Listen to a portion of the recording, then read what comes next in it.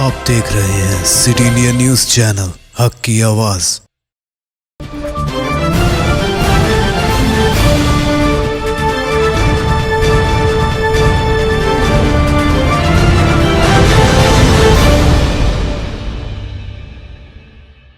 अस्सलामुअलैकुम नाजरीन, मैं Zakia Sadiq city India news के रियासत तेलंगाना इलाक़े दक्कन के ख़बरनामा आईना दक्कन में आपका इस्तक़बाल करती हूँ। ख़बरों से पहले सुनते हैं हदीस शरीफ। गुल अज़रो में अहादीस नबवी सल्लल्लाहु अलैहि वसल्लम ला तत्तखिज़ुल क़ुबूर मसाजिद, मुस्लिम शरीफ। क़ब्रों को सजदगाह न बनाओ।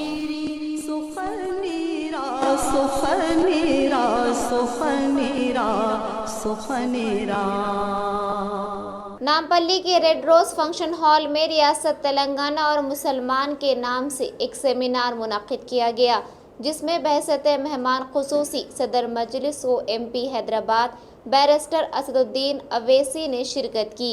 इस सेमिनार में दीगर मुफ़क्किरीन इस्लाम, स्कॉलर्स, उलमा और मुशाइखीन ने भी शिरकत की और हुकूमत की पॉलिसियों में मुसलमानों के हिस्से के उन्वान से खिताब किया। बैरिस्टर अवैसी ने कहा कि रियासत तेलंगाना को चाहिए कि दीगर पसमानदा तबक़ात के साथ साथ मुस्लिम अक़लियत के लिए भी इसी तरह की स्कीमात मुतारुफ़ करे, ताकि मुसलमानों की तरक्की को भी यकीनी बनाया जा सके। अगर पैसे नहीं है 2% के लिए तो एक बने कल इसको कोई लाइटर वेन में उर्दू में बोला, मगर ये कोई बड़ा माली बोझ नहीं होगा। और मुझे यकीन है कि अगर चीफ मिनिस्टर के दिमाग में कोई बात बिठा दी हम लोग, तो इतने जिद्दी आदमी है कि जो हो जाओ करने तैयार हो जाते हैं। तो भी हमारी जिम्मेदारी है कि हम चीफ मिनिस्टर को जाके ये तमाम आदाद व शुमार हम देंगे। और अगर आमिर भाई तैयार हैं तो आमिर भाई को भी लेके जाएंगे, सुदीप साहब को भी बोलेंगे। और अगर शाबान साहब पेरिस से अगर हिंदुस्तान भारत को आ जाते हैं, हमारा मकसद एक ही है कि जब ये गरीबी के अगर पॉवर्टी BPL अगर आपके लिए बेंचमार्क है, और तो मुसलमानों को भी तेलंगाना के उनकी गरीबी के जो 1% हाउस होल्ड जो BPL है, मिनिमम 1% देना तो चाहिए 2%। अगर आप 900-1800 करोड़, इससे कुछ फर्क नहीं पड़ता, क्योंकि अक़लियतों का बजट 1600 करोड़ इस माली साल के लिए है। और साथ ही साथ ये है कि हम ये भी मानते हैं कि यकीनन हमारे हिंदू भाइयों में भी, चाहे वो अपर कास्ट के हिंदू भाई हो या OBC हो, उनको भी मिलना चाहिए। जब देखिए आज अमेरिका की प्यू रिसर्च की रिपोर्ट आई, जिसमें कहा गया कि कोविड की सेकेंड वेव के बाद इस मुल्क में 7.5 करोड़ लोग गरीबी में आ चुके, जो दिन में 120 रुपए कमाते। माने 7.5 करोड़ लोग उस सतह पे आ गए जो सिर्फ दिन में 120-130 रुपए कमाते हैं। तो ये कोई इनकार नहीं कर सकता। ये इन बड़े बड़े बिल्डिंगों की इनकी चमक देखकर, इनका ग्लैमर देखकर मैं नहीं मानता इन चीजों को। जमीन पे क्या हो रहा हो आप लोग जानते हैं। मुल्क में बहुत से लोग गरीबी में आ चुके हैं। इतनी गरीबी बढ़ चुकी है कि स्कूल, प्राइवेट स्कूल में फीस देने के लिए नहीं है, तो गवर्नमेंट स्कूल में अब बच्चों को दाखिला दिला रहे हैं। फिर वो एक अलग बहस है। बहरहाल आज के हम हुकूमत से मुतालबा करते, तेलंगाना की हुकूमत से कम 2% मुस्लिम घरानों को, या अगर नहीं तो कम जरूरी है कि 1% मुस्लिम हाउस होल्ड घराने तेलंगाना के हैं, उसमें से एक फर्द को हुकूमत 10-10 लाख रुपए दिए और उसका माली बोझ सिर्फ 900 करोड़ पड़ेगा। अगर 2% करते हैं तो 1800 करोड़ पड़ता है। और फिर अगर हुकूमत ये समझती है कि असम्बली के मानसून सेशन के इजलास का आज दोबारा आगाज़ हुआ। आज के इजलास में कायद मुकर्रना मजलिस अकबरुद्दीन अवैसी ने शहर में फ्लाई ओवर्स और सड़कों की तामीर में तसाहुली के मुताल्लिक़ आवाज़ उठाई। उन्होंने असम्बली इजलास में अपनी मुखातिबत में खुसूसन उन्होंने बहादुरपुरा फ्लाई ओवर ब्रिज के काम में सुस्त रवि के मुताल्लिक़ आवाज़ उठाई और कहा कि ये काम काफ़ी दिनों से तातुल का शिकार है, इसकी फौरी तामीर का मुतालबा किया। इसके अलावा पुराने शहर में मज़ीद फ्लाई ओवर्स की तामीर के मुताल्लिक़ भी सवाल किया। గౌరవ మంత్రివర్యులు అనేకమైనటువంటి ప్రశ్నలు సభ్యులు అడిగినారు. గౌరవ సభ్యులు ఒక చిన్న అంశం దీనికి జోడించాలనుకుంటా ఉన్నాను. ప్రధానంగా ఏదైతే కేంద్ర ప్రభుత్వం 14వ ఫైనాన్స్ కార్పొరేషన్ ఇచ్చినటువంటి దాంతో ఓన్లీ జీపీస్కి ఫండ్ రావడం, ఆ తర్వాత గౌరవ ముఖ్యమంత్రి గారు అదేవిధంగా ఆర్థిక శాఖ మంత్రి గారు అందరూ కూడా మన రాష్ట్రం నుంచి చేసినటువంటి రిక్వెస్ట్తోని మళ్ళీ 15th ఫైనాన్స్ కమిషన్లో అవి మార్చుకోవడం జరిగింది. కానీ ఏవైతే కేటాయింపులు కేంద్ర ప్రభుత్వం చేస్తూ వచ్చిందో అది ఈ ఆర్థిక సంవత్సరానికి దాదాపుగా 500 కోట్లు తగ్గించినప్పటికీ మన గౌరవ ముఖ్యమంత్రి గారు మండల ప్రజా పరిషత్లు, జిల్లా పరిషత్ల యొక్క సభ్యుల గౌరవాన్ని కాపాడడం కోసం అదనంగా 500 కోట్లు కేటాయించడం జరిగింది. అది మనందరికి కూడా చాలా గర్వించదగ్గటువంటి అంశం. ఈ అంశానికి సంబంధించి ఎంపీపీలు కానీ జెడ్పీటీసీలు కానీ రాష్ట్ర వ్యాప్తంగా హర్షం వ్యక్తం చేయడం జరిగింది. అయితే ఇంకొక చిన్న లోటుపాట్లు వాళ్ళకు ఉండేటటువంటి ఇన్ఫ్రాస్ట్రక్చర్కి సంబంధించిన అంశంలో మా అందరి దగ్గర కూడా వారు రిపీటెడ్గా రావడం జరుగుతుంది. కాబట్టి గౌరవ మంత్రివర్యులకి అది రిక్వెస్ట్ చేద్దాం అనుకుంటా ఉన్నాను. కొత్తగా ఏర్పడ్డటువంటి మండలాల్లో ఎంపీపీలకు ఒక పర్మనెంట్ ఆఫీసులు లేకపోవడం అన్నది తీరని లోటుగా ఉంటా ఉన్నది. అదేవిధంగా సర్పంచులతో పాటు ఎన్నికైనటువంటి ఎంపీటీసీలు ఎవరైతే ఉంటారో వారికి ఒక ప్రత్యేకమైనటువంటి స్థానం ఎక్కడా లేదు. అంటే ఒక కనీసం గ్రామ పంచాయతీలో కూర్చుందామంటే కూడా ఎంపీటీసీకి ఒక కుర్చీ లేనటువంటి పరిస్థితి ఉండడంతో నిధుల సంగతి పక్కన పెట్టి కనీసం ఒక ఎంపీటీసీగా ఉన్నందుకు గౌరవం లేదనేటటువంటి ఆవేదన మాత్రం వారందరూ కూడా మా దగ్గర వ్యక్తం చేస్తూ ఉంటారు. కాబట్టి గౌరవ మంత్రివర్యులు ఇదివరకే మేమందరం స్థానిక సంస్థల ఎమ్మెల్సీలు అందరం కూడా వెళ్ళి కోరడం జరిగింది. ఆ విషయంగా కొన్ని ఏమన్నా సవరణలు చేస్తూ ఎంపీటీసీ సభ్యులకు కూడా కొద్దిగా గౌరవప్రదమైనటువంటి హోదాను జీపీలలో కల్పించే విధంగా గౌరవ మంత్రివర్యులు ఏమన్నా చర్యలు తీసుకోవాలని చెప్పి రిక్వెస్ట్ చేస్తూ ఉన్నాం సార్. ఇంకొక చిన్న అంశం సార్, స్కూళ్ళల్లో జెండాలు ఎగరేసేటటువంటి విషయం కావచ్చు, స్వాతంత్ర దినోత్సవం నాడో గణతంత్ర దినోత్సవం నాడో ఏదో ఒక సందర్భంలో జెండా ఎగరేసేటటువంటి అధికారం ఎంపీటీసీలకు జెడ్పీటీసీలకు ఉండాలని చెప్పి వారు పదే పదే కోరుతూ ఉన్నారు. ఎక్కడ అవకాశం వచ్చినా కూడా దయచేసి ఆ అవకాశాన్ని ప్రజాప్రతినిధులు అయినటువంటి వారికి ఇవ్వవలసిందిగా కోరుతూ సెలవు. Thank you. किसान मुत्तहिदा मोर्चा की जानिब से कुल हिंद बंद के ऐलान की आज रियासत तेलंगाना में हस्ब इख्तलाफ जमातों, कांग्रेस और कम्युनिस्ट और दीगर के इत्तेहाद की जानिब से भी बंद की तायद की गई है। आज बंद के दौरान हैदराबाद के मुख्तलिफ इलाक़ों में आबिड्स, हुसैन सागर, असम्बली रोड और नामपल्ली रेलवे स्टेशन पर सड़कें सुनसान नजर आईं और बंद का मुकम्मल असर नजर आया। इसके अलावा सुबह से हो रही बरसात की वजह से शायद आवाम सड़कों पर कम ही निकल रही है।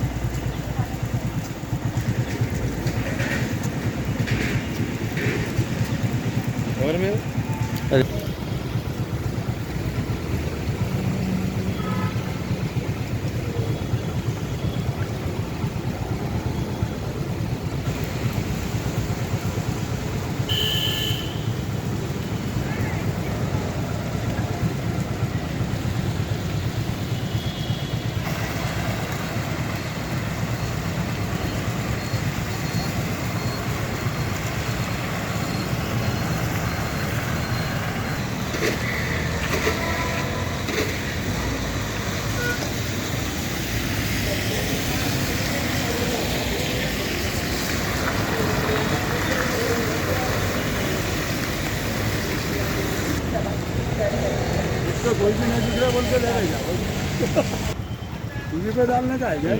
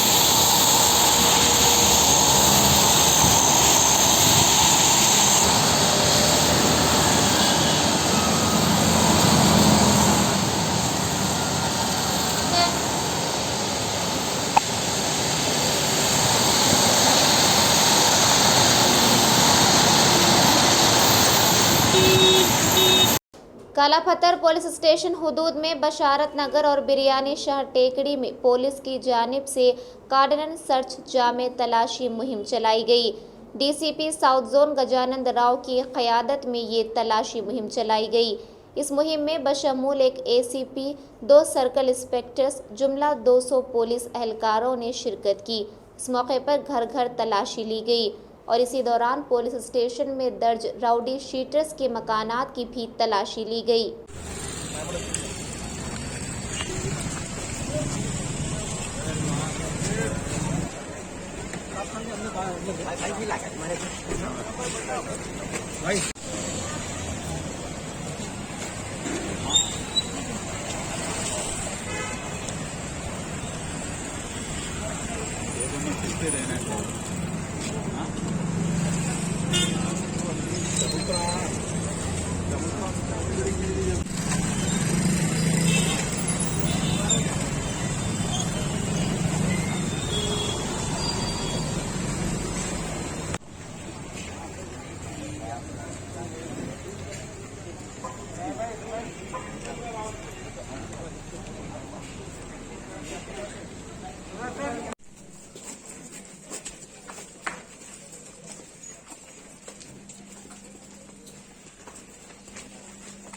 शाही नगर पुलिस स्टेशन हुदूद में वाक़ उस्मान नगर के एक मकान नंबर 47/1-12 में जुआ खेलने की इत्तला पर SIP पुलिस शाही नगर नागराजू ने अपनी टीम के साथ इस घर पर धावा किया और इस धावे में जुमला 13 अफराद बशमूल असल सरगना मोहम्मद ख्वाजा पाशा, मोहम्मद शाहिद अली को गिरफ्तार कर लिया। पुलिस ने इनके पास से 3 मोटरसाइकिल, 12 सेलफोन और 22,450 रुपये नकद बरामद किए। बाद अज़ां गेमिंग एक्ट की दफ़ात के तहत एक मुकदमा दर्ज करते हुए इन्हें अदालती तहवील में रवाना किया गया।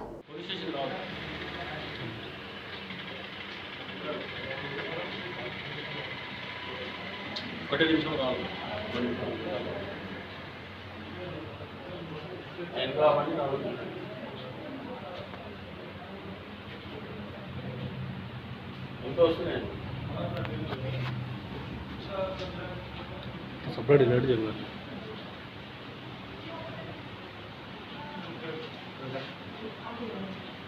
तंजीम खिदमत इंसानियत की जानिब से हैदराबाद में सेवा रतन अवार्ड अता किया गया। इस खुसूस में एक प्रोग्राम मुनाकिद हुआ जिसकी सदारत अब्दुर्रहमान सदर तंजीम ने की और सैयद ज़हीर अहमद जनरल सेक्रेटरी ने जलसे की कार्रवाई चलाई। इस मौके पर मुख्तलिफ शोबे हयात में इंसानियत की गिरां कदर खिदमात रखने वाले समाजी जहदकारों को सेवा रतन अवार्ड से सरफराज किया गया। नुमाइंदा city India news Mohammad Laiq Ahmad की रिपोर्ट।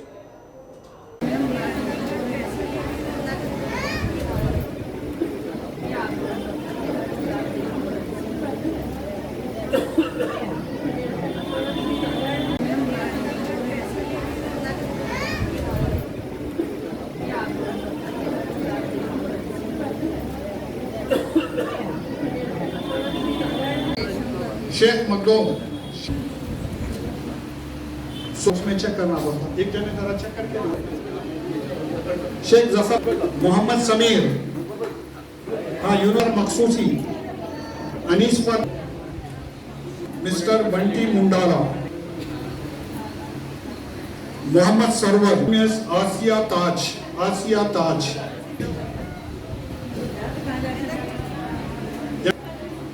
शेख इब्राहिम,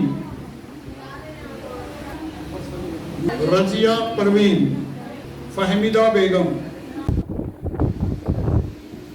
जैसा ऊपर कार की पार्टी दिखती लेकिन इंजन के अंदर कितने चिल्ला रहे थे, वाह ट्रैफिक है, लेकिन कंसिल डिपार्टमेंट आपको नहीं मालूम है, पूरे अपने काम करते रहते, और आपकी खिदमत में रहते, कभी पुलिस को कभी नेगेटिव नहीं समझ आके किसी हालत में रहता।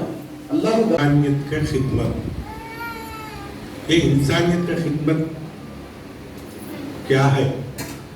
कल सुबह में मैं वॉकिंग गया तो DGP गोपीनाथ रेड्डी साहब पूछे मेरे खुद एक इंसानियत की खिदमत ओनली मुस्लिम्स के ना వేరే కాస్ట్ కూడా ఉందా లేదన్నా ఈ ఇన్సానియత్ కి ఖిద్మత్ అనేది 10 మందికి సహాయం చేయడానికి పెట్టింది. దీంట్లో క్యాస్ట్ ఏం లేదు, मुस्लिम्स లేదు, हिंदू లేదు, क्रिश्चियंस లేదు, आल. लेकिन ये इंसानियत की खिदमत का मकान बहुत बड़ा मकान है. ये रहमान भाई का मकान तो छोटा है, अब्दुल रहमान भाई का मकान वो खुद कर लेते उनका मकान, लेकिन ये मकान चलाने के लिए और साल में आगे बढ़ाने के लिए 4 बहनों की 4 भैया की मदद चाहिए. लेकिन ये मदद कैसा है बोले तो, ये मदद करने के लिए अच्छा करने बुरा मत नहीं करना. कई थोड़े लोग आगे तो अरे खुदूस में क्या बोलते भाई, मैं भी बुला के ला दूं अली भाई. बताया जमील साहब ने, फोन पे contact, phone A friend and go. तो ये केसेस बहुत आ रहे. ये लोग घर से पैसे भी लेके भाग रहे, थोड़े बहुत पैसे लाजों में रह के एंजॉय करके आ रहे, मगर इसके मुज़ीर असरात इन लोगों को नहीं मालूम. यानी इससे कितने खतरनाक असरात समाज पे पड़ रहे हैं नहीं मालूम. हमारे यहाँ अभी हमारे सदर साहब ब्रदर्स एनजीओ जहीर साहब ने बताया कि हमने 5 शादी किए, 5 नहीं इसमें 7 टोटल, 2 को कैंसिल करे. एक इंटरकास्ट आया था, हिंदू लड़की मुस्लिम लड़का, तफसीलात लिए दोनों से, दोनों के पेरेंट्स के नंबर भी ले लिए. सब में पहले हम हमारे कास्ट का जो लड़का था उसके वालिदैन से बात करें. वो इकलौता लड़का था, बुला के पूरा उनको समझाए बताए, तो वो लोग मानने तैयार नहीं हुए. लड़के को अलग रखे, बाप से बात करे, यानी खानदान वाले तैयार नहीं हुए. उनका कहना था कि सामने जो पार्टी है इंटरकास्ट हिंदू लोग थे, वो लोग खतरनाक है, झगड़ा बढ़ सकता है, कम्युनिटी में आ सकता है, सेम कम्युनिटी रहे तो कोई बात नहीं.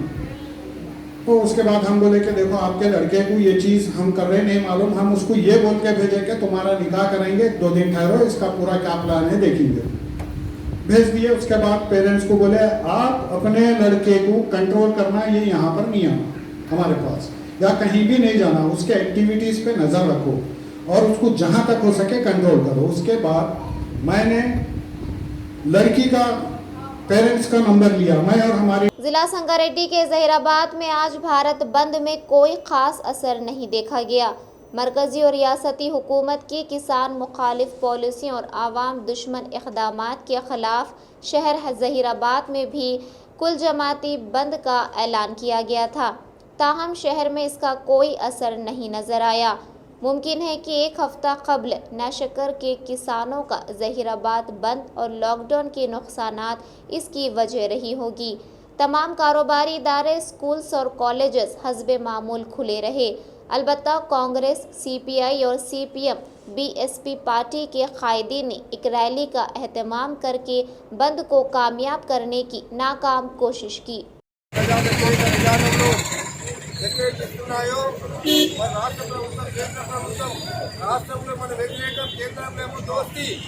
ఇలాంటి పరిస్థితుల్లో ప్రజలపై ఉన్నటువంటి భారాలు మోపడం సరైన పద్ధతి కాదు. మరి ప్రభుత్వ ఆస్తులను కూడా వీళ్ళు అదే విధంగా ముందుకొస్తున్నారు. మరి ఏదైతే ప్రభుత్వ సంస్థలు ఉన్నాయో మరి ప్రైవేట్ వాళ్ళకు కూడా అప్పగించడం జరుగుతున్నది. అలాగే డీజిల్ ధర పెరిగింది, పెట్రోల్ ధర పెరిగింది, గ్యాస్ ధర పెరిగింది, నిత్యావసర ధరలు అన్నీ కూడా పెరుగుతున్నాయి.